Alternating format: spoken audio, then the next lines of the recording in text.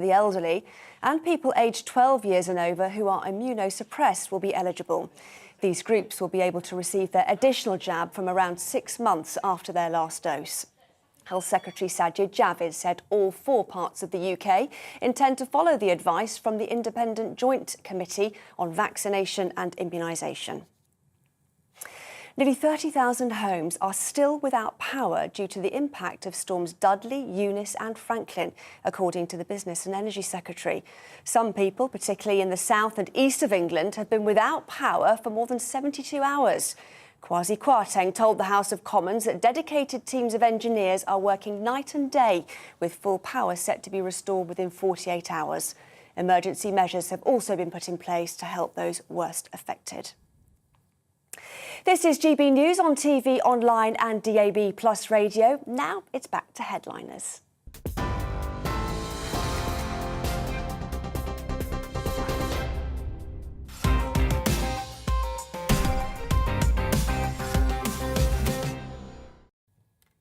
Hello and welcome to Headliners. Joining me tonight are the perennial Josh Howie and the biannual Steve N. Allen. I have no idea what these links mean. I think they look it up as synonyms and antonyms on the Google thesaurus. And they apply them. But it's a funny thing about words. People will now start to be trying to make sense of you from that.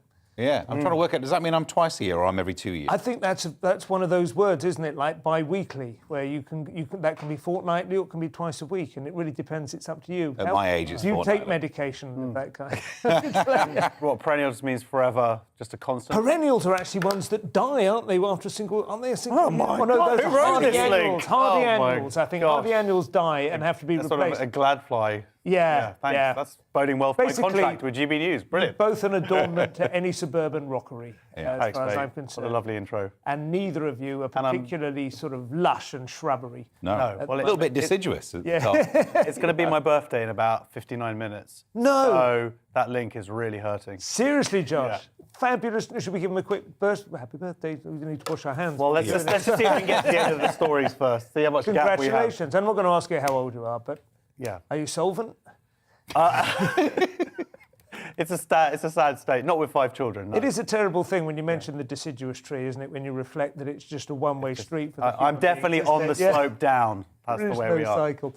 Let's have a look at the newspapers for tomorrow's front pages. I say tomorrow, this is Tuesday's front pages at any rate. And we start with the Daily Mail.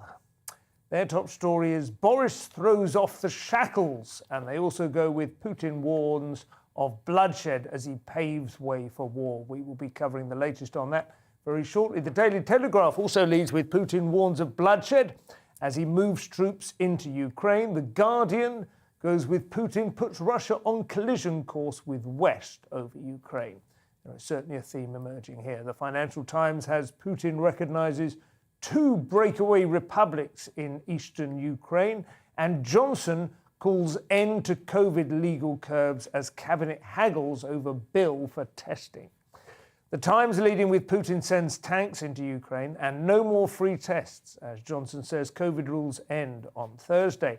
The front page of the Daily Express says, Boris, time to get our confidence back.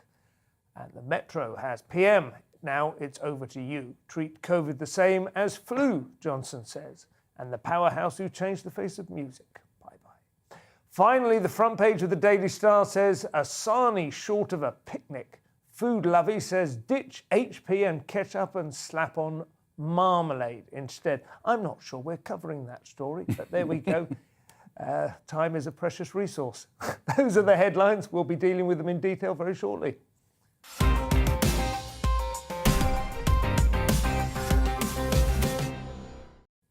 So, obviously, the big story, the most alarming story, the negative story from Tuesday's Daily Mail. They have Boris acknowledging the breakaway state of never-ending COVID, Josh. We have to learn to live with it now. This is an appalling reality for somebody such as this. Here at GB News, half of people are going to lose their jobs. Yeah. What are they going to talk about? Well, it's funny, isn't it? I thought Toby Young was talking to Dan Wootton in the previous programme very much about that, about the extent to which the journalist class, I don't think you can entirely overlook that, the extent to which the media class not out of any sort of conscious self-interest, but it has created for them an extraordinary, value. They have their the prestige has pro been and the lifted. anti, and not just that. You've got Sage. You've got all the other Sage or the alternate Sage. You've got all these different groups who have vested interests in whether it continues, whether it stops. Was there ever Onion? I could think there must have been Onion, mustn't there? That's what Toby should have called his anti-Sage group. That's it. But, yeah. Anyway, yes, it's coming to an end. The laws are going to be cancelled from Thursday. Self-isolation. Does this mean that, London Underground won't be entitled legally to enforce their own rules? Or? I don't even know if there's been some questions over whether they was able to legally enforce them anyway for a while. Right, I think it's suggested is the idea. There are a lot of people out there still wearing their masks. Yeah. It has to be said, even in shops or places outside where they don't I have a to. suspicion it will, for many people, it will never end. We've probably, I remember going to Hong Kong. I've done gigs out there.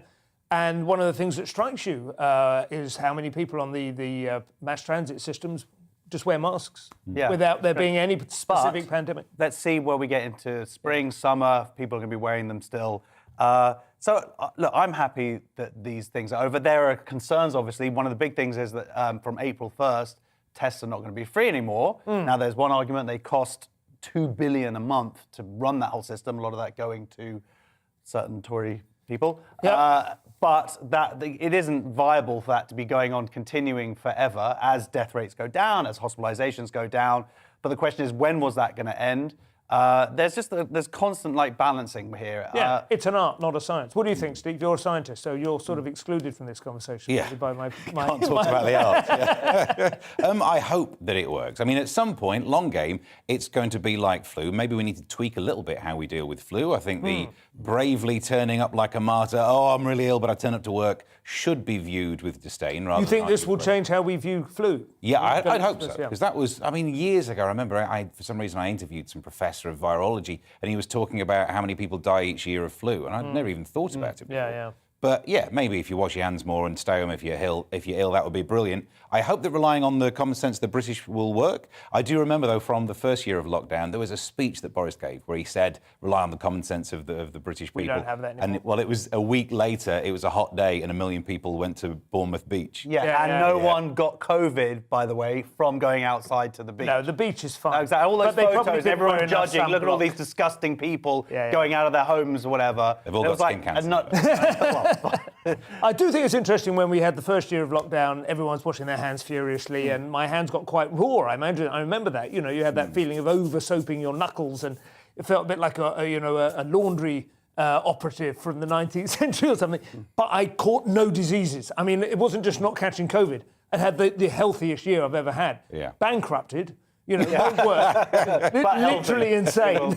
And suicidal and homicidal. But my hands glowed And you washed the fingerprints off, so all that homicidal streak would never caught up with you, did it? That's right. And there was very much the sort of circumstances that the court smile upon anyway. Yeah. So anyway, but it's good though. For Boris, it's good. Now finally, the rest of the country is now in line with what Number 10 has been doing for its Well, that's true. But also, I think Number 10 is in line with what people thought they were electing 2 years ago. Not that they knew there was a pandemic on its way, of course, but they always saw Boris Johnson as a fairly loose grip, a libertarian instinct.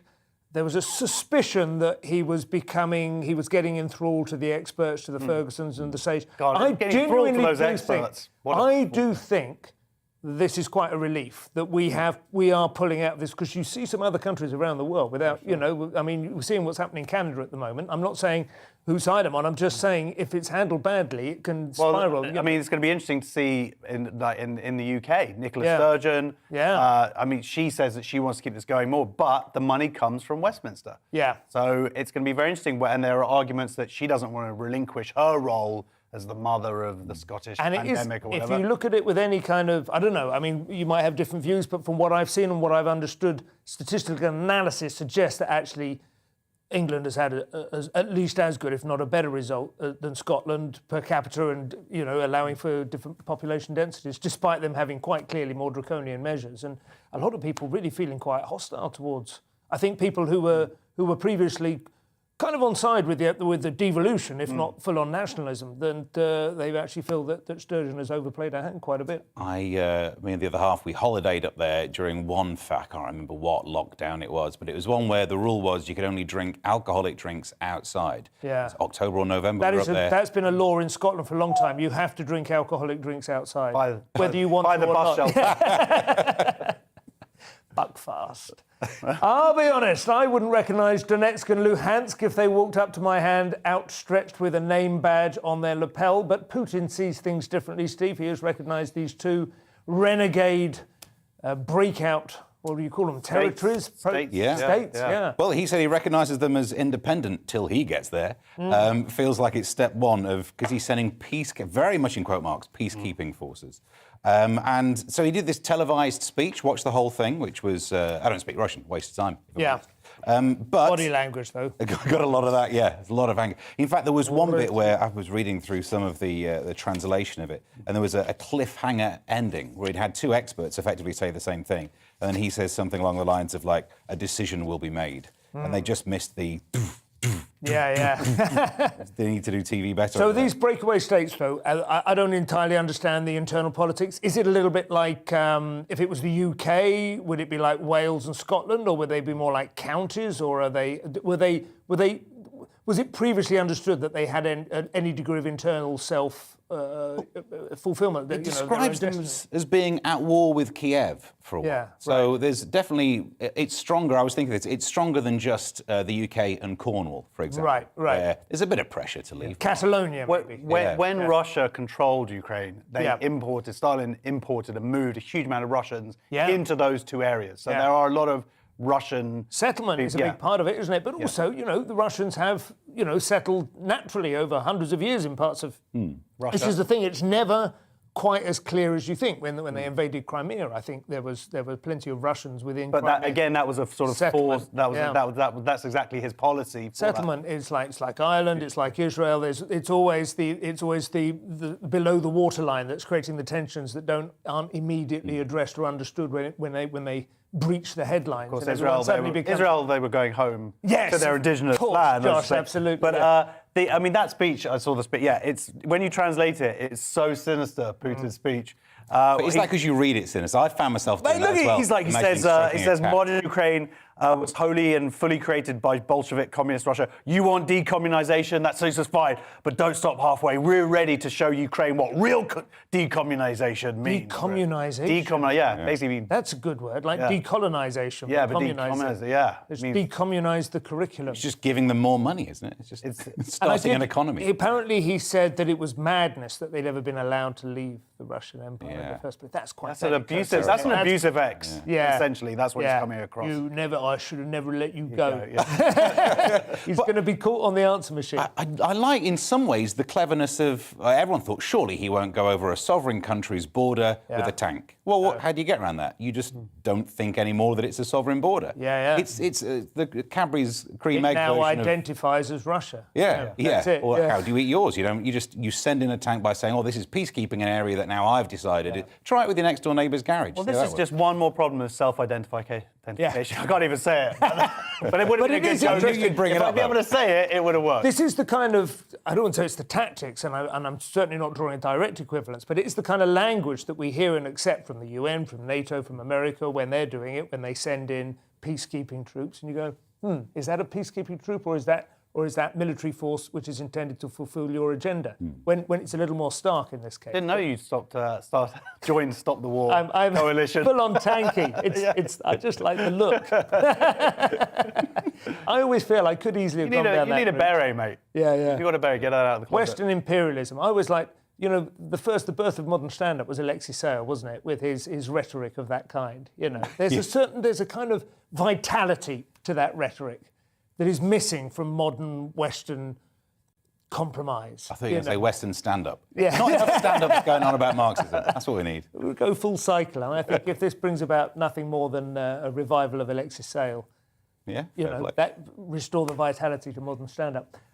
This is actually a little adjunct to the first story, but it seems that despite COVID no longer being a thing, the elderly are to get more boosters. Is this right, Steve? Yes. I mean, look, my backstory on this is just over a year ago, my dad passed away of COVID. He would have been in the age group where he was just before they were rolling out the vaccines. So I'm right in the category of someone who knows what it's like to be related to someone who you just want them to get some vaccine. Yeah. And if they would have got it, who knows how it would have turned out differently. So, yeah, I mean, I'm in favour because, again, it's optional. It's over 75s. And we knew it was coming down the line from the JCVI, which I always read that and it looks like a Roman who can't count. King James Bible, is that? Is that what? Yeah. But, of course, we were going to get it because we're comparing it to flu. Every year there's a flu booster, but it's never really called that. And at the moment, it looks like we're going to 2 a year for COVID. At some point, it'll be 1 a year. How to try and make this story controversial? It's not just the over 75s, it's people in old people's care homes and anyone 12 or above who are immunosuppressed. Yeah. So if they don't get the vaccine, they probably can't play in the Australian Open. But they're being an option. This is still not quite a mandate. Except yeah. I mean, I have a thing about the vaccines, which is I think that people should be allowed to make a choice. But I would certainly say anyone in those categories, it's a no-brainer, really, because there's no downside to it, is there? Really, realistically, you're not going to mess with your system long term. My father is 92, and my mother is 83 or 84, and they've been literally locked down the entire time, and they are frightened, frankly, and they will get every booster that they get. But they're already on so many medications. I mean, they have like an attaché case they open on the breakfast table in the morning. Here's Monday's range of it's like COVID down the bottom. Kind of studying fairy cakes, with the hundreds and thousands. I do like the fact that... It's nothing extra, Yeah, I mean, for some of these people, this has been happening so much. So for us, maybe this is a shocking headline, but for those with suppressed immune systems, this could be the 5th vaccine jab that they've been offered, which is, even I will admit, that's a lot of vaccine. If they break wind, it probably smells like Moderna. That vibe. Pfizer. Tuesday's Telegraph have the very distressing case from a few weeks ago. Lessons not learned, it seems, Josh, of this poor boy's death at the hands of vicious, cruel, sadistic parents. Yeah. So Arthur Labinjo Hughes, he was basically tortured to death by his father and his stepmother. And this is a very disconcerting follow-up where inspectors have gone into the council in Solihull in the West Midlands, and they found out that basically they haven't shared any of the information or any lessons learned with all the different services. Because there were some massive failings, as there are in these cases. Failing to identify bruising. Yeah, exactly. Fairly basic. Exactly. From social workers, they visited a bunch of times. Family members kept on reporting them, and this was sort of there were safeguarding concerns. And how it's kind of amazing to think that this stuff hasn't been implemented or there hasn't been. I don't know how difficult it is to send out an email essentially. To all the people concerned and say, look, actually, here's a much better way of doing things. Yeah. They're doing other reports and things going on, but this is it seems like fundamental stuff that is being missed. It's an interesting worldwide phenomenon, or like general phenomenon, I find, that the public sector, and sometimes, to be frank, I'm relieved about this, the public sector is so less efficient than Google, for instance, in terms of hooking up accounts and linking all your... Do you know what I mean? If you get an email on Gmail... with an invitation to it. It appears in your calendar. By the time you get there, you're like, yes, you're going, and then you go to Maps. It goes, oh, were you wondering how to get to? Do you know what I mean? They link it. Whereas, if you buy a car, DVLC remain oblivious to the fact until you've written a sort of old-fashioned letter in blue black quink. Well, some of the report is saying how there's the quality and accuracy of the police record keeping and how so that's exactly it. Yeah. But we've got to also mention money. I mean, the government, how much money has been put into these services, certainly over the last few years, and they need more, and they need more social workers. But those social workers need to know precisely what they're doing. There should be a thing, a little bit, I don't know exactly how it would work. I feel like I'm that comedy character in This Is Spinal Tap. Was it Fred Willard used to come up with clever ideas about it. But I feel like there should be something. There are these navigation apps. I don't know I think I'm allowed to mention names, am I? There's one called Waze. You've just done a whole thing about Google for 5 minutes. So Waze is one, and I think it's independent, where it's basically, it harvests information from everyone who's on the road in real time. And so you get information, you get really quick information about saying, get off at the next exit because there's a accident up ahead. There should be something like that with the social services. Do you know what I mean? People working in social services should be inputting information that they've seen in real time, like and that, then algorithms. Different systems. But the problem is, it's different areas, different councils. Yeah. So there are things, and my wife works in part of this, and I used to work actually, believe it or not, back in the day in this. So there are systems, but they're antiquated and they're not integrated properly. Well, there's a job which we have commissioned for the government to sort out. That's it for part 1. Watch the adverts, consume, fill the empty void within you, and join us for part 2, where we will be casting our comedy eyes over the age-old question of the day: is ivermectin the panacea of the COVID age, or is it really a horse dewormer? See you there.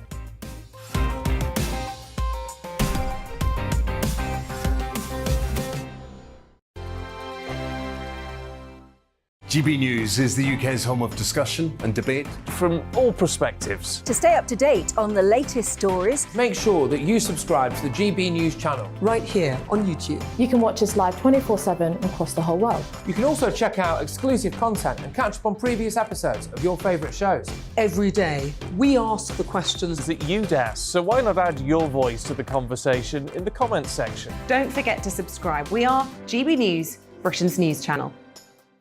Every night at 11 on GB News, we bring you the next day's stories the day before. It's basically like time travel. If it's a big story, we'll cover it, guaranteed. But we'll also have some fun along the way. Big opinions, big laughs. Sometimes big hair. This is Headliners, the paper review show that won't send you to sleep like the others will. 11 p.m, 7 nights a week. Join us.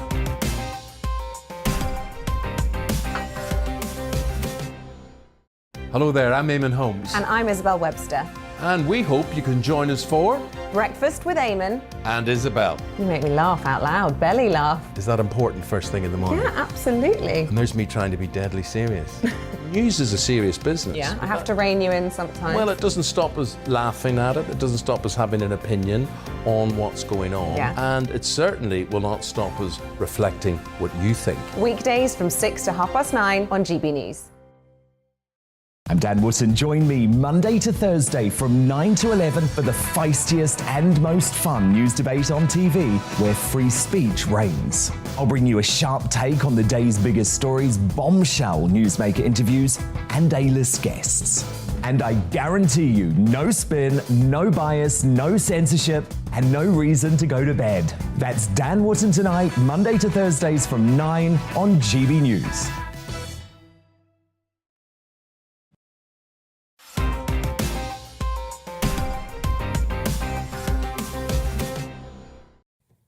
Welcome back to Headliners. My guests are Josh Howie and Steve N. Allen. In fact, I've just discovered that Josh has a middle initial as well. He is Josh X Howie. Yeah, after Malcolm X. Amazing. Malcolm X, that was for nothing, was it? That X marked the spot with Malcolm X. That was just a defiant rejection of the... Whereas yours is Xavier, right? Yeah, so mine's more of a middle class. Javier. Javier. Yes, that's how we pronounce it around our household. I love that. A Jewish mother giving you the single most famous Jesuit... It's an actual saint. From The Guardian now, and it looks like the House of Lords is more inclined to make misogyny a hate crime than the Commons is, Steve. This is an interesting twist. Yes, we hear from Priti Patel that they are going to oppose it. This is in the Police, Crime, Sentencing and Courts Bill. That old chestnut's bouncing back again from the House of Lords. This time, not about the right to protest. I'm sure we'll have some sort of an argument about that. This is about the idea of making misogyny a hate crime. Yeah. Which I struggle with, because my natural leaning would be to be on the side of let's make things hate crimes type things. There is clearly an issue with the way that some people treat women. However, the idea of any law being brought in that's gendered really sits slightly oddly for me. Are there any crimes or activities which are going on at the moment which the police are struggling to bring a case against somebody because it doesn't have that dimension to it? Or is it simply to enable statisticians to understand it in those bit of both. So there is a police counting element to it, but there's also that a crime that is influenced by misogyny would then have a different sentence. Right. Because it would be a contributing factor. So I don't think the number of people found guilty of things would necessarily change. The sentences might somewhat. So if you commit a crime, and I appreciate I'm forcing possibly more specialist knowledge from you than you're equipped to give. I mean, I do commit If you were to try and commit a crime, let's say you wanted to harass a woman and who lived alone, and you decided to do so by posting unpleasant things through a letterbox and the traditional kind of nastiness. I mean, it's fairly obvious that hate is involved. Do you then have to prove that it's misogyny, that it derives from a general loathing of womankind in order to elevate it, rather than saying, I just don't like her, which is worse, isn't it? We're talking about Helen again. Yeah. Personal experience. Delve deep here. What happened with Helen? Sorry. I quickly had to think of the only name that I definitely don't know once. It's like naming my daughter. Every other female name my wife had issues with. But yeah, go on.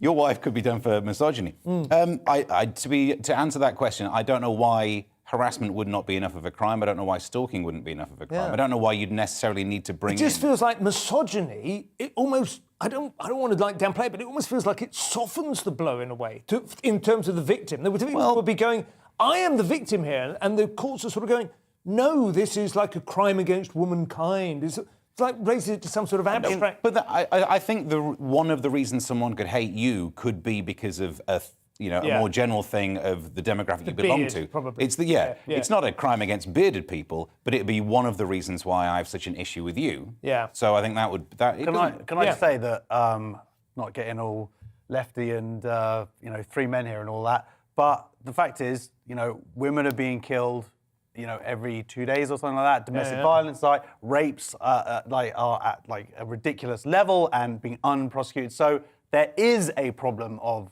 misogyny out there, whether there's this particular law is the thing to help it, but the point is something needs to be done because there's something going wrong in our society.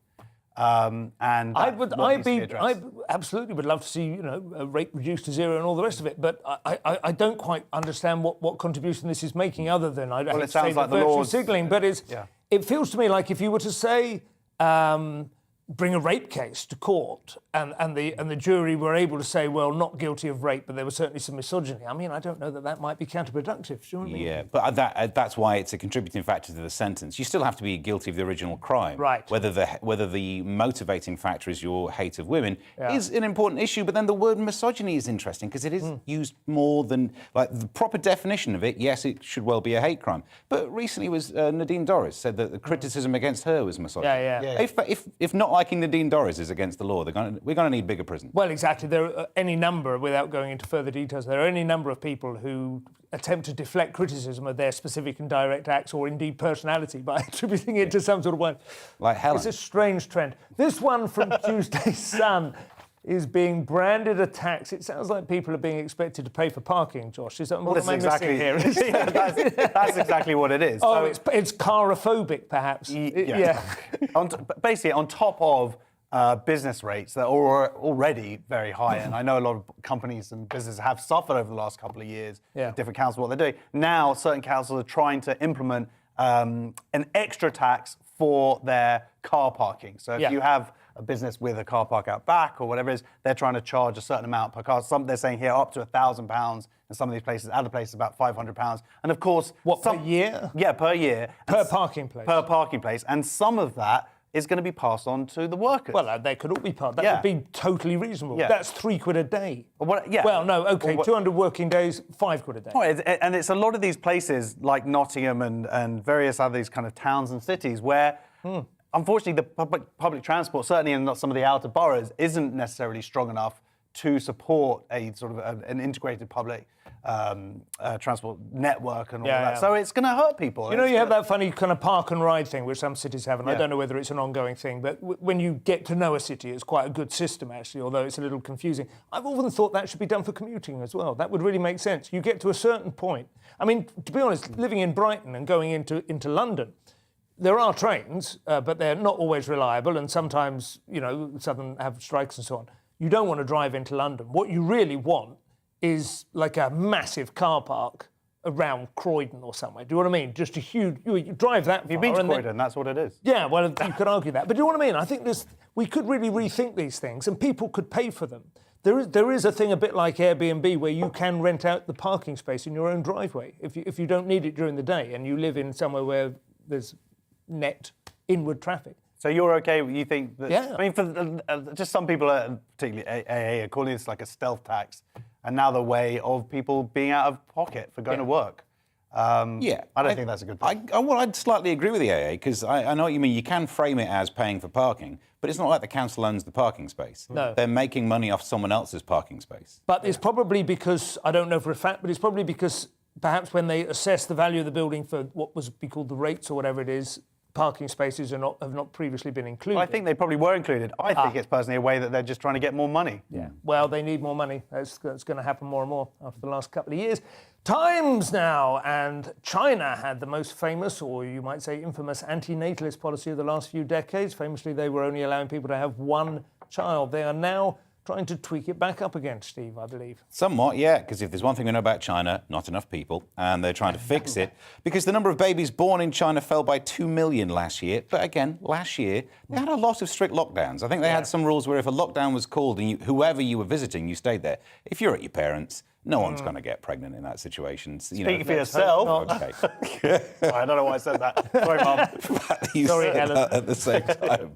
But, so now, instead of just relaxing the law, which they did a while ago about the one child, they're now offering free IVF, which kind of implies that the problem is not being able to conceive, rather not wanting to. Yeah. I mean, and trying to get elderly. I mean, generally speaking, it's towards the end of your fertility cycle, isn't it, that IVF comes in? But some of these people... Not for men. Woohoo! You're still deciduous, misogyny. Oh dear, I've just been sentenced to misogyny. But the idea of... I mean, some of these families might be thinking, we know what it's like to have a second child. No, like joy doesn't scale. We've worked that out. But is there not really a sense, though, fundamentally, that China should just stop trying to interfere with the natural inclination of people to have children or not? Once you start trying to... Do you know what I mean? It's like sawing the legs off a table to try and make it balance again, isn't it? This is the second step of that, because the problem is they had the one-child policy and so many women went through the period of their life when they would have been at their most fertile. So now, all of a sudden, you change your mind when it's too late. But also, I mean, they're not that progressive. Unmarried Chinese women can't have their eggs frozen in hospital, for example. So maybe it's still get... Is IVF, will it include embryo selection, where using DNA analysis to see which child is going to be like the most promising? Because I think that's around... I think that's in the offing. That's been... Like 15 years. Oh, no, you can definitely do it. I just don't think... It's never been done, paid for by the state for everyone. Yeah. It's definitely something But lowering birth rates is a problem in other countries as well. Yeah. Not just, in all countries outside of Africa, I think, isn't it? Italy, Germany. Here we need to bring back some teenage pregnancies. Yeah. Let's get some cider going on. Absolutely. Hand them out in schools, and that's how we'll much sort better than out IVF. Get young people pregnant, they just fire them out. Yeah, fantastic. Tuesday's Telegraph next. Donald Trump has launched his own Twitter. He's got a new app, a social media app. It's going to be the best app ever. The biggest app ever. The coolest app. Yeah, it's called Truth Social. Nice. So it's already failed in its title. There we go. And it's had some teething problems. Yeah. Surprise, surprise.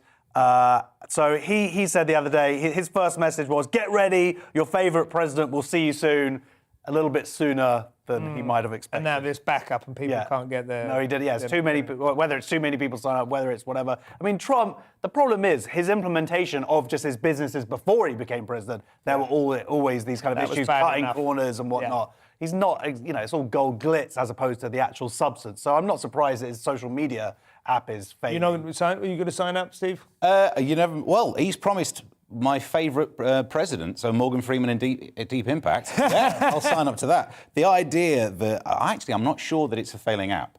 Because, like when nightclubs make you queue outside to make it look busy? People were trying to sign up and it said overwhelming. Oh, it can't come in, you're not wearing the right shoes. Although, I think when new things start, teething problems, technological problems might start, just like, GBNews. News. But look at us now. The fact is, if we do anything, the technical guys, they're such wizards. Look, if I go here, I could go, they could, we've got everything covered. Look at that, see what up and down, look at everything gone. Out of ceiling. So, well done, directors. Look where we are now, look where we've come to. Do you think this is where he's at? He's in the early days of GBNews at this point, and that's all. And then he's going to hire us, and it's going to go great. Listen, I would take a job from Donald Trump and go and live in Mar-a-Lago 9 months of the year and just toddle around behind him on the golf course, taking down notes.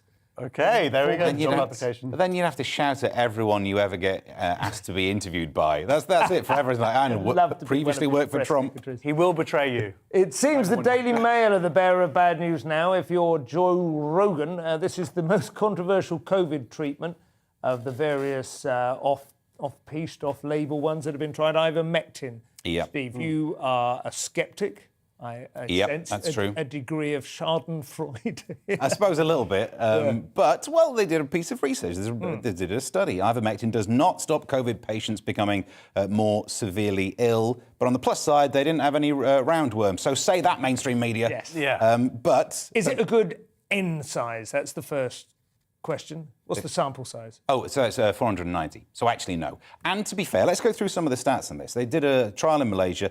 They had people who already had COVID. They gave them the drug or didn't give them the drug to see who went on to be severely ill. 21.6% of patients given ivermectin did. 17.3% who were just treated normally went on. So, I mean, slightly bad for them. Yeah, maybe. Well, exactly. I was going to say the unkind version of this, I could say, well, it's worse for you. Yeah. But I realise it's a sample of 490, and by the time you get a couple of standard deviations either side of the mean, it's not. But I guarantee you, if that was the other way around, people would be all over social media saying, look, it's true. It's not just that. It wasn't a blind study, so they knew who they were giving it to. Well, it's blind but not double blind. Yeah. But it does. But then they knew who they were going to give it to, which means that can have impacts and everything on. It's probably not of a I think huge Oxford's degree doing a of much importance. more I think better they are. study that will be coming out Yeah. and whatever. But It has been an interesting story. The ball batted back and forth across the net of information and miss and dis. But it all started with, early on in the pandemic, they worked out that if you put it in a Petri dish with some COVID, it kills it. But then so does mouthwash. And we've not had the same obsession with Listerine. I don't know why. Well, that's what they should be doing. I think they should be sort of spreading that kind of rumour out there and put mouthwash or put sort of fluoride toothpaste, and that's going to encourage like the cranks to brush their teeth better. Absolutely. And all these different things they might not be fresh doing. breath, there'll be a lot more deep kissing, which will enable the virus to... Yeah. Part 2 is at an end, I'm afraid. Some great stories coming up, including perhaps the singular nightmarish reason why I didn't pursue a career in cross-country skiing in my youth. See you very shortly.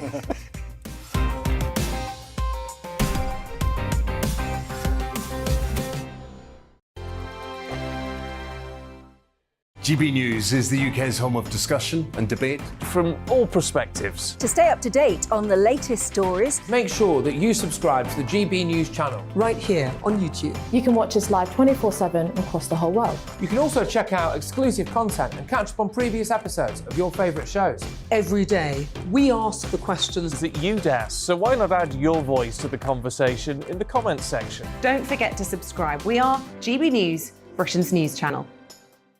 Every night at 11 on GB News, we bring you the next day's stories the day before. Basically like time travel. If it's a big story, we'll cover it, guaranteed. But we'll also have some fun along the way. Big opinions, big laughs. Sometimes big hair. This is Headliners, the paper review show that won't send you to sleep like the others will. 11 p.m, 7 nights a week. Join us.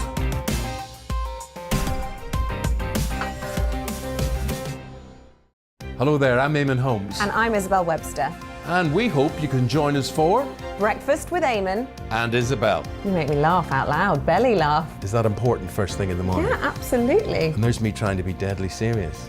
News is a serious business. Yeah, I have to rein you in sometimes. Well, it doesn't stop us laughing at it. It doesn't stop us having an opinion on what's going on. Yeah. And it certainly will not stop us reflecting what you think. Weekdays from 6 to 9:30 on GB News. I'm Dan Wootton. Join me Monday to Thursday from 9 to 11 for the feistiest and most fun news debate on TV, where free speech reigns. I'll bring you a sharp take on the day's biggest stories, bombshell newsmaker interviews, and A-list guests. And I guarantee you, no spin, no bias, no censorship, and no reason to go to bed. That's Dan Wootton Tonight, Monday to Thursdays from 9 on GB News.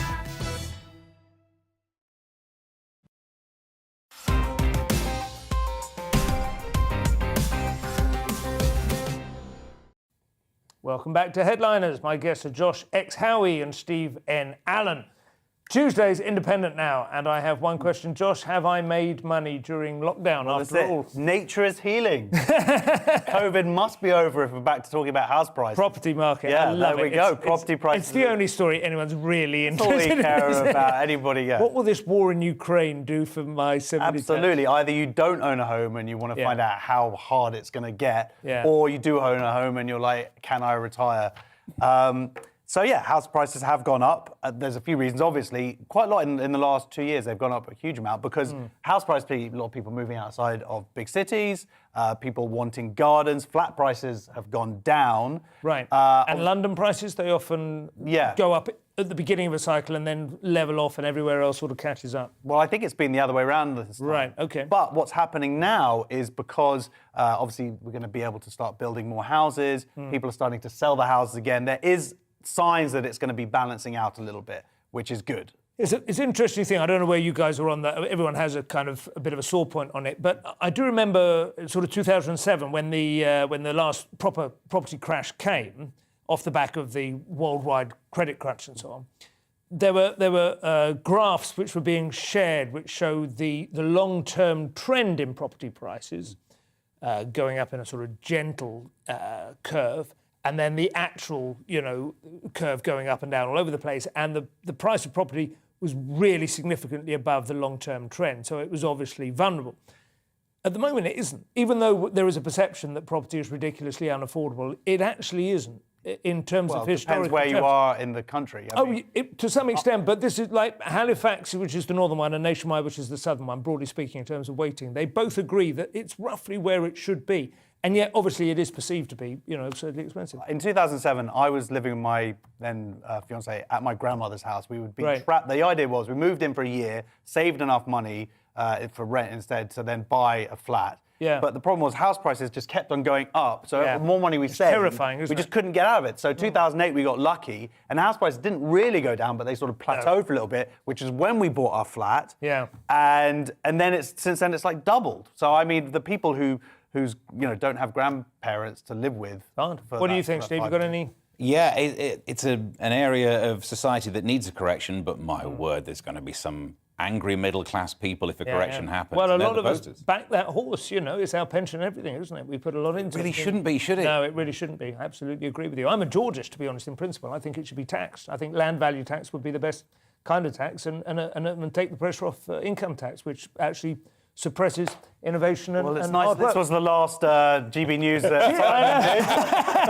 Tuesday, Sun is reporting that Welsh children are to enjoy stricter protective measures under new proposed anti-parent legislation, Steve. That's one way to look at it. Yes, the advice is that anyone who sees parents smacking their kids should call the police in Wales, which is a great way to then also be beaten up by the parents, I imagine, if they see you do it. Can't see how this could all escalate control in the local co-op. But in general, I mean, I'm not in favour of anyone hitting anyone. So this is one of the reasons. I think there are two types. Obviously, Such a wimp. I know you're going to hate this. It's going to wind you right up. Weak. But I think there are two types of hitting in general. There's the one that's my second category. Right. The annoying, let me prove a joke on TV. No, that's my favourite category. But anyone, I mean, it's already illegal to hit a kid too much. Yeah. Actual abuse, obviously, is legal. It's abuse. And the same is true of grown-ups. But there is just something that I think is a bit teaching the wrong lesson about just here's a smack from someone who's way bigger than you. Now, that doesn't mean I think you should make it illegal. It means I think you shouldn't do it.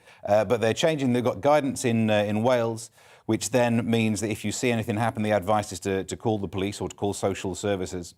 I'm not incredibly sure it's going to convince people, but it's interesting that just in Wales, it does mean that people will then drive over the bridge to hit their kids, drive back. We're going to get some toll money. Yeah. So I think that might sort out the Smacking deficits. tourism.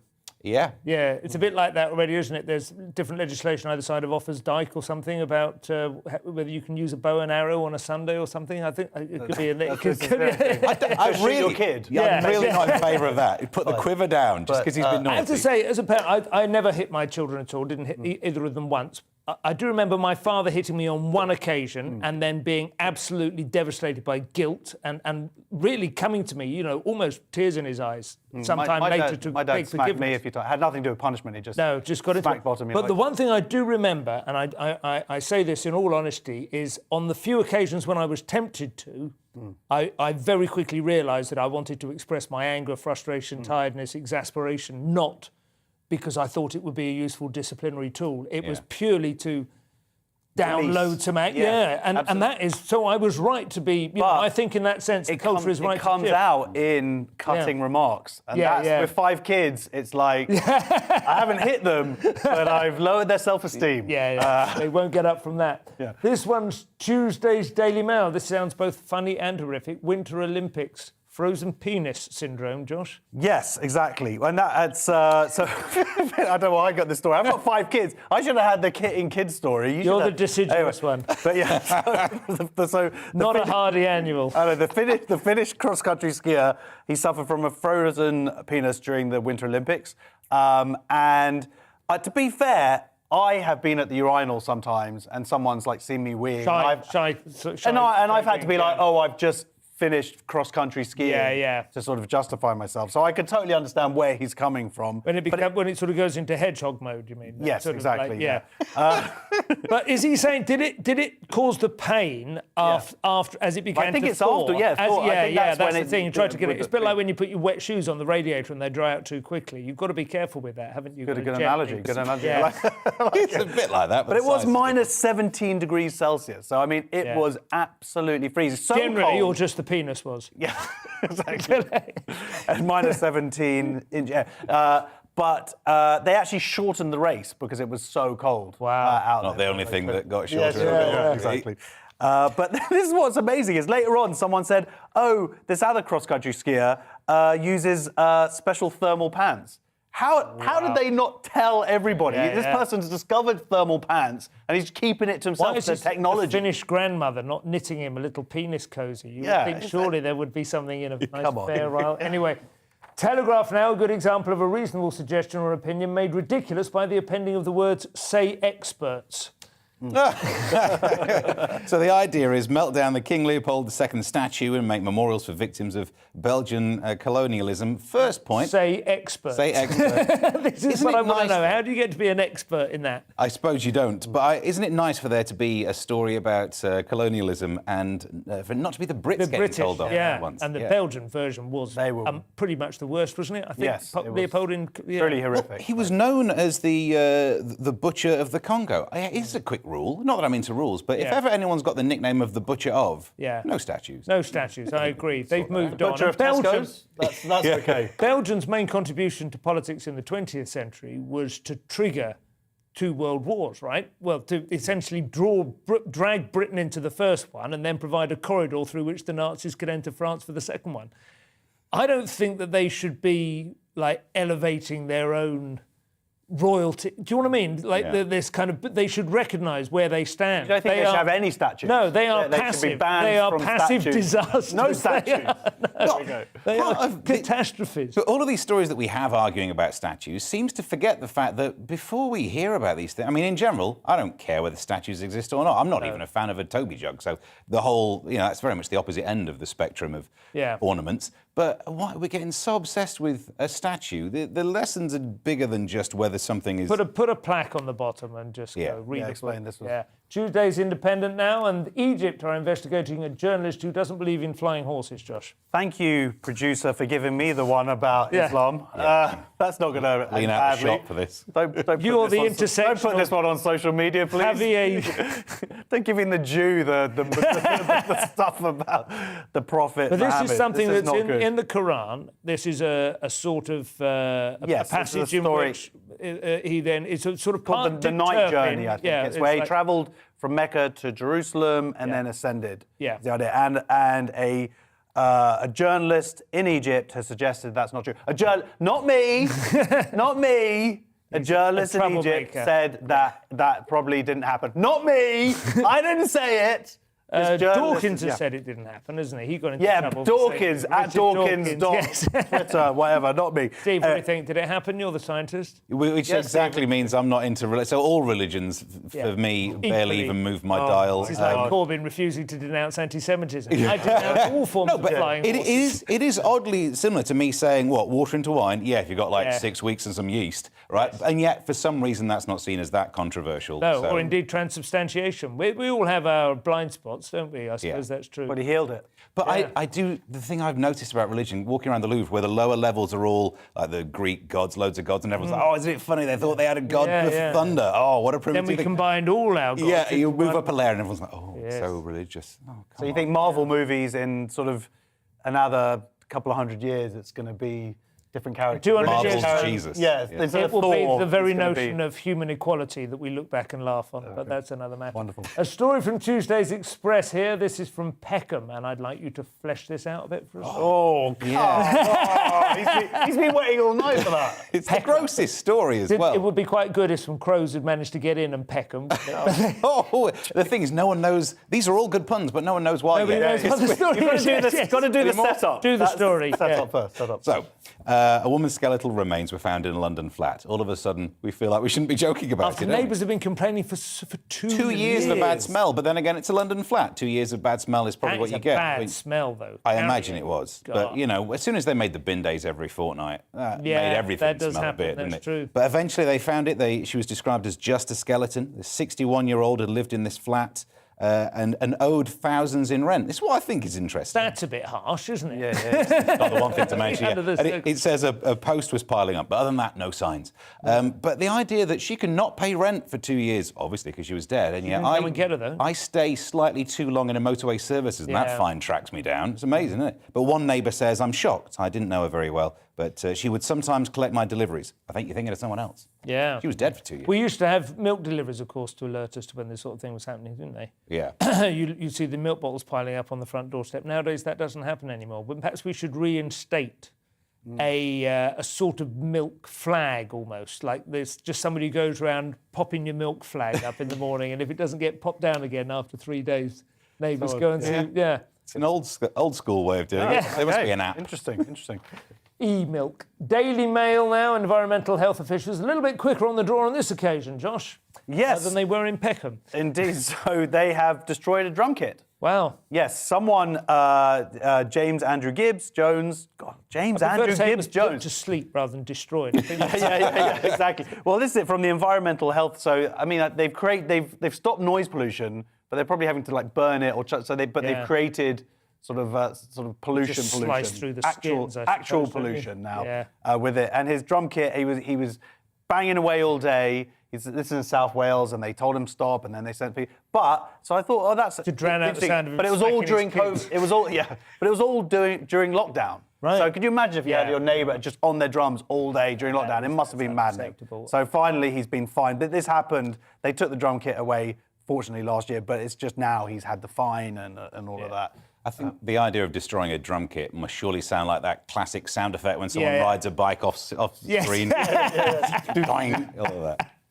Tuesday's Mirror next. This is a sad story from the Philippines. A large saltwater crocodile has died of stress, although the cause of its stress is quite macabre. The cause of its stress in this story. So they said that this largest saltwater crocodile in captivity died of stress after eating a schoolgirl. Very much pins it on her. Poor thing. Yeah. But it was 20 foot long, it says, from nose to tail. Yeah, obviously not sideways, otherwise you've measured it wrong. He hadn't been long cross-country skiing. Thank you. He apparently died of a fungal infection and stress, which again feels like, are you saying he caused it from blaming the schoolgirl on not being hygienic enough. Yeah, have a wash before you get eaten. But the point, you actually read the story. This was back in 2012, where Guinness Book of Records said he was the biggest, one in captivity. 2 years before that, he was rumoured to have bitten the head off a girl and eaten a fisherman. So to really link those feels a bit harsh. It's like, it happened back in 2010. Yeah. And they're saying it caused it stress. Was it just playing on its mind? In fact, he was brought into captivity following the man-killing episode, presumably. And I imagine that the no longer being free was the thing that caused But why is this a story? This is in the Mirror, 2013. So this was basically started, it was a recent Reddit thread. Then it went to the Daily Star. Then the Daily Star, then this post went in the Mirror. Then it went to the Mirror. Now we've reached the pinnacle at GBNews.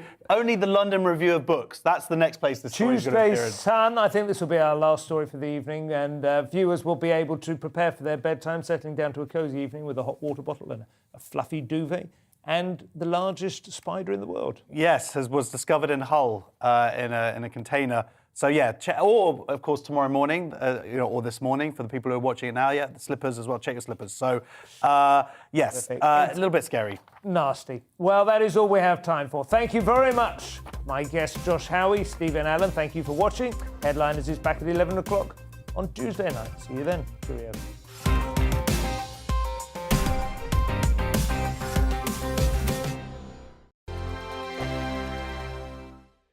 Hello there, I'm Eamon Holmes. And I'm Isabel Webster. And we hope you can join us for Breakfast with Eamon. And Isabel. You make me laugh out loud, belly laugh. Is that important first thing in the morning? Yeah, absolutely. And there's me trying to be deadly serious. News is a serious business. Yeah, I have to rein you in sometimes. Well, it doesn't stop us laughing at it. It doesn't stop us having an opinion on what's going on. Yeah. And it certainly will not stop us reflecting what you think. Weekdays from 6 to 9:30 on GB News. My name's Tom Harwood, and every weekday we bring you The Briefing live from 9:30 a.m. The stories, analysis and live debate that you need to hear. Quite right, Tom, of course. Was this something that had been considered at all? Difficult to answer. Gas-guzzling helicopters circling. Noise is being made here. Joe Biden walking out